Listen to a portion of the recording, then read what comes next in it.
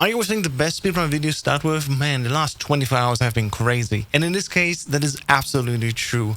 For Metal Solid Delta Snake Eater, again, the list just released this week. Already in the first weekend, we found massive skips and also a way to skip the Ocelot unit, the pain, and even the lap plus the fear fight. How did we get here? Well, let me lead you through the timeline and then I'm going to explain everything that you need to know about the Airwalk Glitch.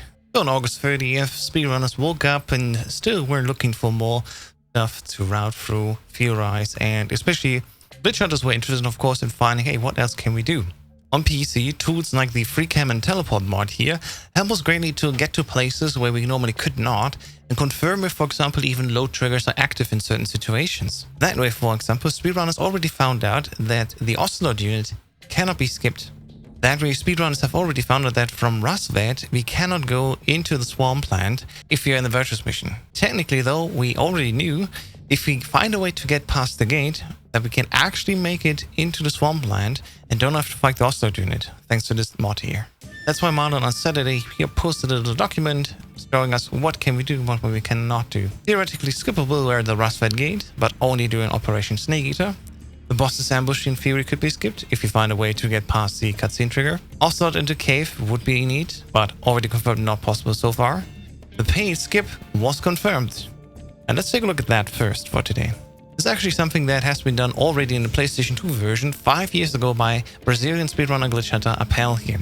And the trick is quite easy. All we have to do is just get in a certain position just before the load zone for the fight happens. We're gonna die here, get a little bit pushed over the first trigger. And yeah, fun fact, there's 2 triggers actually for this fight here. Once we come back and use a revival pill, we can all walk forward. Can actually grab the life pill for free. And then we want to go over to the other side and go slightly into the water again. And get another fake death pill. And once we revive ourselves again, we just have our right animation happen, meaning that we get put a little bit behind. We'll automatically stand up behind the low trigger for the second time.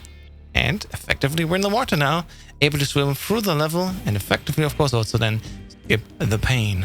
Of course, you may know, the pain in Metal Solid Delta has been fixed. There's no more 60 FPS exploit, which used to be a thing, of course, in the HD collection and Master collection, where we just need to go into first-person view. And so for the second phase of the pain, we're able to avoid the bullet bees hurting us. This does happen again in Metal Solid Delta, and hence, of course, just slows down a little bit, needing to fight with the bullet bees. If we could skip the pain in Delta as well, that would be quite a boon. And lo and behold, on August 30th as well, 𝐴𝐿 already posted here his finding. The pain skip is still alive, and the technique we use is still exactly the same as before. Metal Solid Delta works just the same way when we see here at the animation play out. Just align here with the line, the wall. We're gonna quickly use the fake death pill, and we're actually gonna get pushed a little bit further thanks through the wall. The wall is a little bit at an angle, and we're gonna get pushed over the first load zone trigger here. I'm gonna go to the revive pool, get up. We can once again get the life med for free. And more importantly, we're gonna switch once again over to the other side. Go with like both legs a little bit into the water. Angle ourselves a little bit up. Take in another fake death pill.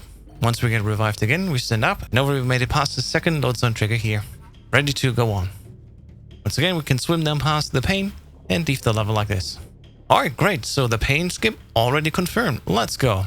Another theoretical skip would be the warehouse door, which would skip the lab and, of course, the fear boss fight. The end to the ladder has already been confirmed that it's not active. We have to fight the end, else the door or the tunnel is not even loaded in. Same with the red door that leads to the Fury in Mountains 3. That sadly cannot be skipped. We have another potential that we can enter the Fury fight and then leave it to 𝐷𝐷 without fighting the Fury. But yet again, another problem with 𝐷𝐷 is that even if we were to get there early, we could clip, we still can't escape as we would ideally skip the torture. We still have to go through this whole process. This is of course more we can do. 𝐷𝐷 with the maintenance door and the corridor door in theory can be skipped, but we still need to see how we can perform this. Maybe it's not even possible and it's just a dream. But speaking of the dream, just a few hours later than yesterday at around 11:30 a.m. Central European time, the Demented Salad came over and posted, hey guys, 𝐷𝐷 did it again. He ruined another video game. And as we can see here, this is the video by 𝐷𝐷, talking about airwalking and how to bypass triggers and including 2 skips here. So 𝐷𝐷 posted this video here and immediately told us how to do it. And actually, I'm going to just quickly summarize it. It's super easy to do. What we're going to do is here, we're going to go on the roof. We're gonna align ourselves with this gate here in Rasvet, and we're just gonna walk over. Well, of course, normally if we were to walk over, we would fall down from the roof and then stop before the gate. If our game is at 30 FPS, which makes this trick more effective, we can just walk over the ledge and continuously walk. If you're actually in the walking animation like so, and we're gonna swap the camel while we're walking, we can see that the legs from Snake are actually continuing the animation over and over. So while it looks like Snake is just walking in the same spot and then moving, in the background outside of the quick camera change, Snake is actually literally moving through the level. Good thing is, he's actually not dropping down as you would normally do, but he's keeping his height. And so we can literally from the roof just walk over the gate, and after a certain amount of time, in this case here around 20 camel swaps, we can just stop swapping camels, then the world will update, Snake will be moved forward and then also fall down. And hence, we are past the gate, and we successfully here skipped Rasvet and the Ocelot unit. We can now move on to the swamplands. Matt also showed us in the same video here that we can do the same thing here with the pain in the cave. You just walk close enough and do around 20 camel swaps. We'll automatically zip past both of the load zone triggers and skip the fight effectively, but just dropping in the water. No more needing to fight the pain, who also doesn't give us anything valuable. And especially if you're on New Game Plus, you can have the camel already from a previous playthrough. This fight is completely optional now. It can just be easily done. The Dimension also informed us apparently that Matt found a way to skip the fear, so let's check that out quickly. As is here in the arena for the fear, he's just combo swapping over and over again. And as we can see here, as we leap over the edge, we'll also get a massive height bounce. So it's not just about being moved forward and keeping your height, there's also interactions with the map that allows to get massive hype. And almost immediately Marlon got to work as well. Getting ready here in the mountains, just before the Fury, see, hey, can we actually just airwalk over this little segment in the wall? And as you can see here, once he moves forward and swaps camos, he'll successfully move past the trigger that normally starts the Fury fight. Once we go far enough here, we literally just drop past the first platform as we see here in the center of the stage, and from here we could just walk to the end of the level. There's just one problem: this level and its door are sadly of course locked down. We cannot move through the door by any means. We have to actually do the fight. Only after the fight the door opens and we can actually go through here. We know thanks to the teleport mod that we could technically use the ladder that's behind the door, but so long the door is closed, we cannot move on.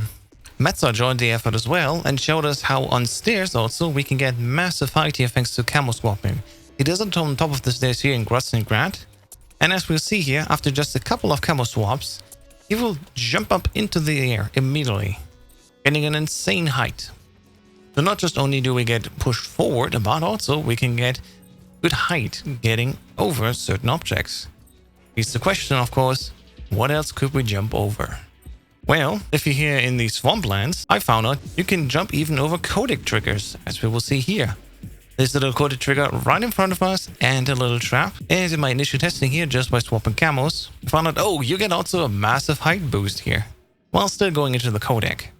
With that being said, let's talk a little bit about how it all works, which animations we can actually do and repeatedly with camo swap, and especially does it work on PC only, or is it also a console trick? In summary, this camo swap works on any release of Metal Gear Solid Delta. Well, at least for console and PC. In its version, it's slightly different. The camo swap feature on the disc version for PlayStation 5, for example, version 1.00 you can actually play, that one's camo swap does not repeat the animation and hence does not allow for airwalking.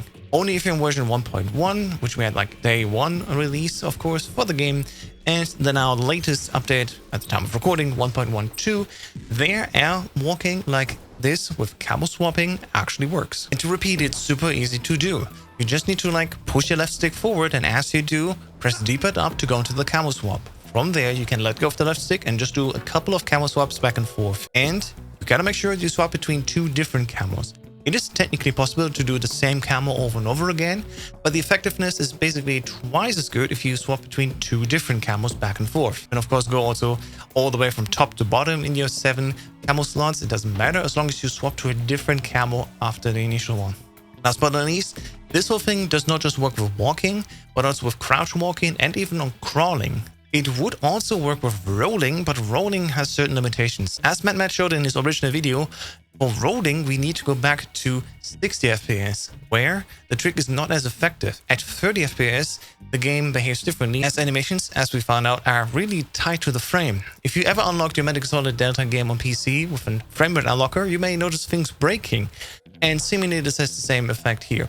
At 30 FPS, this camo swapping and movement glitch actually works way better and gets us way more distance rather than on 60 FPS. But in order to make rolls work with this camo swapping, we have to be at 60 FPS. Because in order to be able to roll and camo swap, we have to first hold a grenade on a hand and then buffer in the D-pad up, as we then do a roll from this grenade holding state.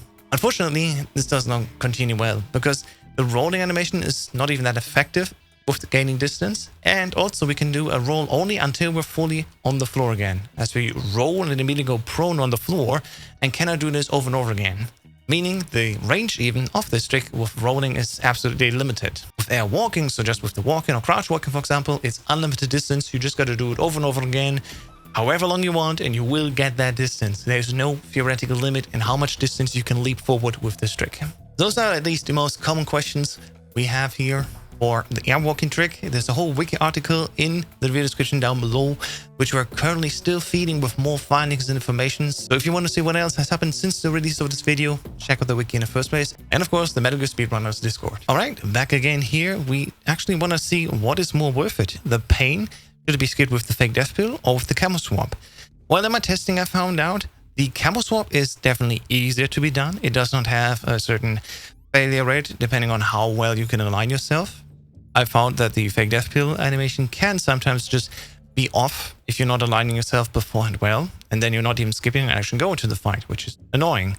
The quick camo swap, however, is super easy to perform, and if you just do it early enough with like 20 repetitions, you're already over the trigger. So it's really easy to do with the camo swap. And as you'll notice also, when I reach the water, I'm actually already way further in the water and need to swim less, meaning also I get some time save from this here. You see here on the left, I'm actually already swimming. That's on the right where I'm just about to start swimming, and I need to swim also a longer distance.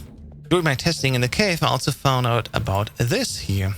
Just before we go and leave the first area of the cave, there's a little, well, bump in this vent. And if you do camo swap over it while you're crawling, you can also go out of bounds like this. Stand up and even walk around a little bit. Unfortunately, despite my reaction, this is not as useful because we cannot go back in bounds anymore. We can, from this out of bounds, shoot inside the level, for example, and able to shoot a 𝐾𝐻 or a 𝐾𝐽𝐻 if we have to reach for it. Up forward, for example, is a 𝐾𝐽𝐻, but it's not as cool as the original 𝐻𝐭 Glitch, which was seen here by 𝐠𝐿𝑦𝐭 all the way back here in 2013 on the HD version of the game. That version here works actually quite easily, as we just go here in first-person view, turn to the side, then use our leaning ability in first-person view, and from this lean we just stand up, and boom, we get out of bounds, standing on top of the vent like this, and we can walk around here. Apparently this works in the PlayStation 2 version and the HD version of the game. And 𝐠𝐿𝑦𝐭 also showed us here how this vent glitch can help us, for example, walk around the level and actually avoid the pain altogether, not even needing a fake death pill anymore. While that obviously is of course a little bit too slow just for that to be useful, it's still good to have that option. And at least in the old game versions, as we can see here, this works. Looking back though, what did the other people do here? Well, we have 𝐸𝐿9 already being very mysterious in Discord, talking about a potential skip that he found, a confirmation that it works. He just needs to find a reliable way to make it work. Meanwhile, 𝐸𝐻𝐿 also turned his head towards the warehouse 1. From here, we normally need to go to the lab, fight the fear, and then we can actually go out the warehouse again through the second exit. But as we see here, 𝐸𝐻𝐿 already tried it on the first set of stairs, doing the quick camo swap over and over again. As we know, of course, with this airwalking method, going over the stairs, we also get good height. And as we see here, after certain repetitions, we'll actually jump over the wall and land on the other side of the wall here, behind the locked door, which would be to our left here. From there, we just need to walk up, leave through the area, and then move on to Svatogorny, on our way to the end. There's just one problem. The load zone is not active like this. We'd walk here, but we're not loading into the next level. This actually was like the biggest headache of yesterday's findings. We already knew, of course, from Madman's video that the also doing the can be skipped and the pay can be skipped. But now we're on to the biggest skip yet, the lab and fear skip. And Marlon posted yesterday around 5 p.m. Yeah, I managed to do it. And we have confirmation here. As we see, he did something and got it to work. But if you inspect the video, it's a little bit weird what he did. Because he was throwing here grenades, he was leaning against the door. And it's not quite clear what effectively caused now the so-called sub-area to load that then allows also the load trigger to become active on top of the stairs. All we know is he did something and that all of a sudden it worked. So in theory at least, practically, it has been proven that there is a way to activate the load zone here. We just need to find out what it is. Now, before we go about the solution here, which we do have by now, let's actually look back at the old version of the lab skip. 𝐴𝐵 once again showed it us here in 2021 how in the HD version and even in the PlayStation 2 version it is possible to do the skip. It just looks actually way different. The lab skip is performed as such. We enter the warehouse and we actually go to this left side of the stairs. And we're going to do a certain lineup with the wall so we can aim towards this section here. And we're going to go into inventory back and forth. If you maybe have seen the ladder skip, which is also on my channel, after I recreated it, after I piloted it first, you understand 𝐴𝐵 once again, we see here that in the HD version and in the PlayStation 2 version of Metal Gear Solid 3, we can actually work around with the mechanics of the backpack in the order of items. So he's going to put in 3 food items here, walk around in his inventory, make sure that it's lined up, and from there, actually, see here, he puts the magazine in and the directional mic. And what this whole setup does here will actually change now Snake in the world. For some reason, he'll just zips around. This is called the food zip. And what it looks like, Snake is just here going into the floor. Actually, he's also at the same time going up. Now, 𝐴𝐵 tries with pause buffering here to get to the right location. And as you see here, he's just on top of the door frame. From there, he does the precise turn, once again with pause buffering, and then doing a roll over the door. Now he's in the out of bounds, leaning against the door, and now the load zone is active, and so he can leave into 𝐶𝐻𝐻𝐿 𝐺𝐻. That's the old version of the lab skip. That was the blueprint we had. We know it was possible in the old game, and we had already one confirmation that works in the new game. So what can we do with all of this? Well, more people have joined the effort. I was also streaming yesterday for 7 hours non-stop playing around with this. And that was one of my results here. I was just going back and forth, and if you miss it, you will actually not land even in the small room behind the locked door. You can go out of bounds here.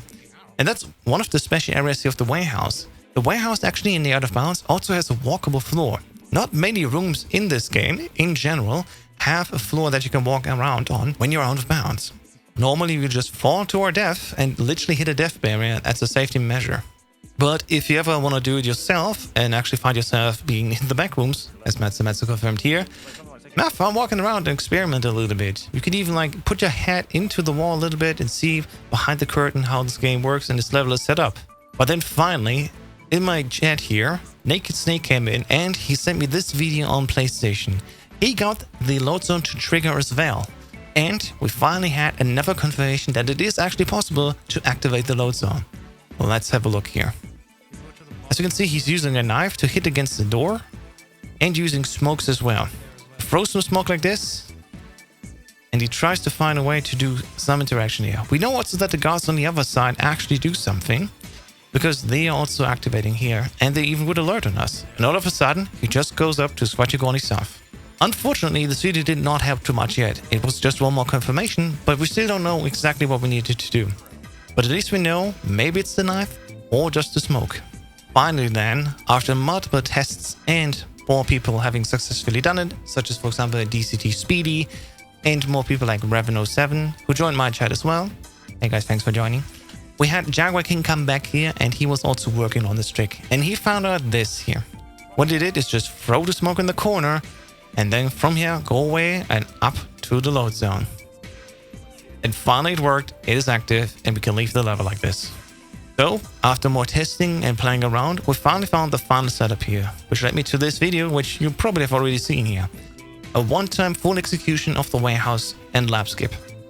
We enter here from the side, we're gonna go up these stairs, I weapon swap back and forth to get a little bit of speed boost, and then I do a camo swap for 3 rotations through my camos. Given the question that was frequently asked, no, you don't need the gold camo. It does not matter which camo it is, as long as you swap your camo to a different camo. After 21 repetitions, or 3 times going for all of the camos, you can let go and you should land once again behind the locked door. From here, you just need to swap to a throwable item. It does not even need to be a grenade, a food item would work as well. And what you want to do is, you just want to go to the door here, throw it into this corner, and then lean against the wall. And then all of a sudden, everything works. Since this has been performed, multiple people have successfully done it as well. With stuns, with regular grenades, and even with food items, like I said. And if we are slowly going frame by frame, we can actually see what's happening. Because after the grenade has been thrown, once we hold our left stick forward, we can see Snake like actually halfway glitching and clipping through the door. My face is already buried in the door here, and my left arm is even further through the door. Seemingly, the throw animation and what follows after that allows us to just go barely enough into the door that it counts as a load trigger for the sub area, and with that, activating the load zone behind the door.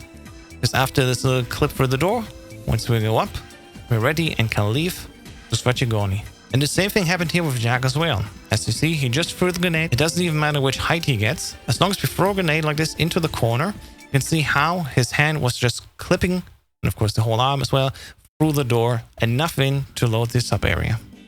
After this, I also did more testing here. I went back to the swampland, and as you can see here in the swampland, where the first codec is, I also found an angle and the amount of times I need to swap in order to skip through this codec, in order to not get a codec call anymore. And lo and behold, after around 30 times, we can make it past this codec trigger.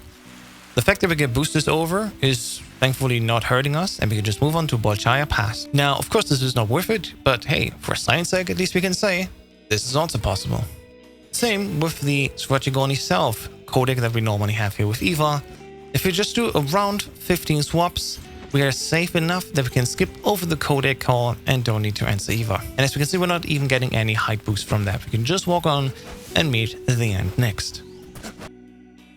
So what's next for speedrunners? Well, so far with camo swapping, these are seemingly the only skips that we have so far. We can skip the Ocelot unit, we can skip the pain, and we can skip the lab plus the fear.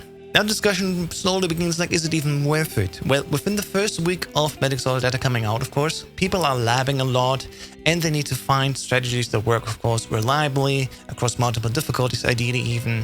And for now, most people are interested in Extreme/European Extreme, and only few are interested in Very Easy.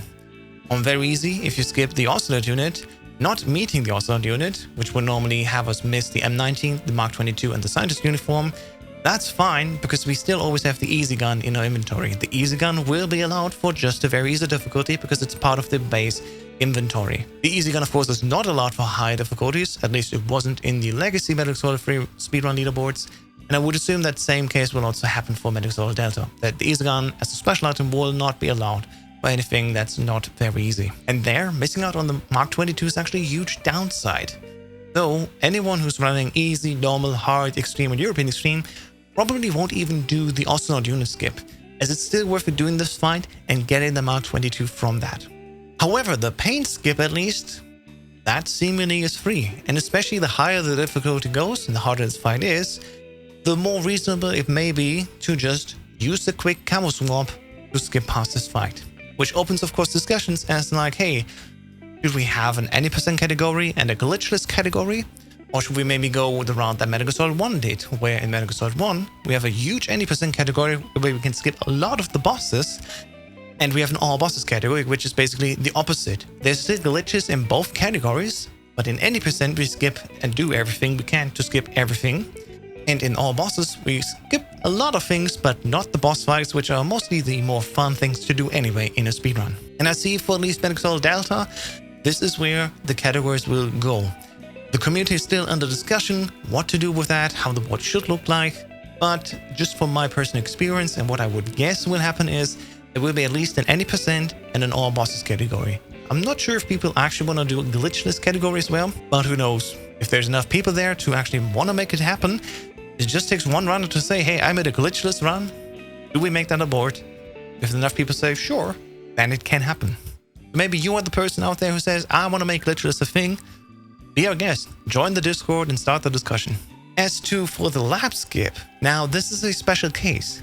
Skipping the lap and the fear only means that we're not gonna get the handkerchief, which is quite a good tool in order to knock Snake out during the solo segment in order to save time.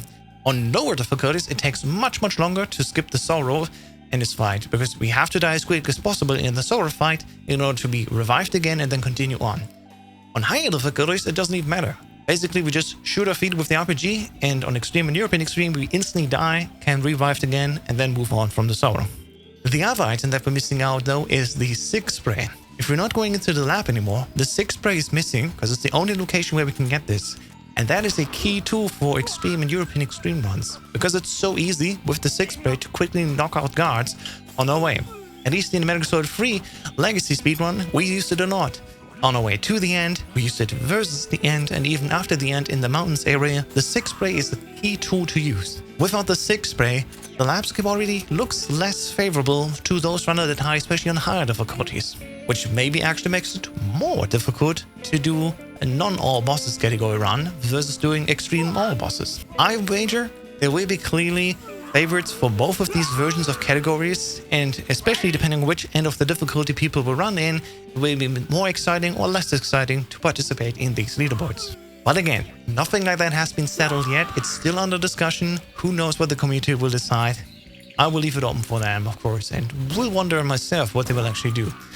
Because I personally think, while I like running Metal Gear Solid Delta, I'm just not the speedrunner like that anymore, where I want to grind out everything. I'm here to tell the story of the speedruns and the people that make them happen, and today that was it for everything else. There's still one last thing I want to take a look at soon, and I hope this will happen. The ant is still a little bit of a nasty bugger in Metal Gear Solid Delta. But we've seen now multiple instances already where the ant actually has a weird bug happen where he's just running in place. The Plasma guy had this happen already here in his fight, where he just threw another stun, and just stood there, and all of a sudden, in this little indentation of the level, he was just running all over again. Headvenue also posted this from an Italian fan server, and something similar happened here as well. He even got it to trigger multiple times where just stay in the box there, the end was running against the box, and then all of a sudden, standing in place again. And again, this is the interesting part, even after giving a few headshots where he normally goes out of this animation as he falls back, once again going into the box and just standing there, let's see be triggered again into the state, which would make this fight actually so much easier just if we can have him go into the situation over and over again. Fascinating, right? That would make the fight so much easier for speedrunners. Who knows, maybe next week we'll talk about how the end got finally broken. I'll look forward to that.